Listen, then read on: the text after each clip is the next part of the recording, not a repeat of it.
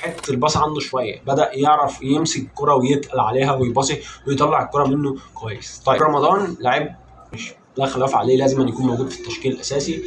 برضو بدا ليه ادوار مختلفه، بدا يخش يلعب جوه في خط 18 او كتير قوي. اول ما جه ما كانش بيعمل الحاجات دي، بدا يخش جوه 18، ممكن يخش جنب شريف. النهارده دخل جنب شريف كتير قوي، جنبه زيزو بسم الله ما شاء الله عليه. انا مش هقدر اقول لك زيزو ايه، انتوا عارفينه كويس. زيزو بسم الله ما شاء الله لعيب، يعني بسم الله ما شاء الله عليه، لياقته البدنيه كويسه برضه، بيجري طول الماتش.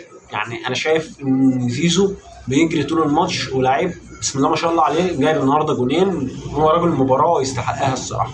طيب تريزيجيه النهارده كان بيلعب في المركز اليمين، جناح يمين، وبن شرقي كان بيلعب شمال. زيزو وبن رمضان كانوا بيبدلوا مع بعض، او كانوا حرين بمعنى صح. كان معاك ديانج قافل لك حته الدفاع، بن رمضان وزيزو براحتهم قدام، واحنا ما حسيناش اصلا الفرق عامل، يعني ما عملش خطوره كبيره قوي النهارده.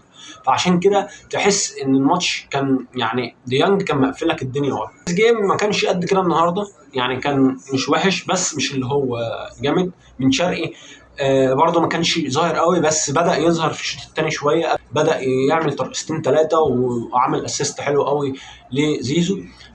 شريف برضه جون حلو، بس شريف من ساعه ما جاب الجون ما ظهرش.